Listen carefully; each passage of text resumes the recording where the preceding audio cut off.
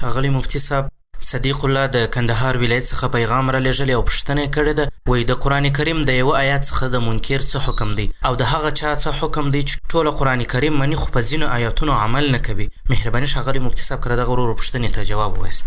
حامدا و مسلیا اما بعد. د محترم صدیق الله ورور د پوښتنې په جواب کې علمای کرام فرمایي چې د قرآن کریم د یوه آیات څخه انکار کول په دې سره انسان کافر کیږي او مرتد ګرځي، او که څوک قرآن کریم مني خو په ځینو احکامو یا په ځینې آیاتو باندې عمل نه کوي نو دا شخص فاسق بلل کیږي. فتاوای هندیه جلد 2 صفحه 266.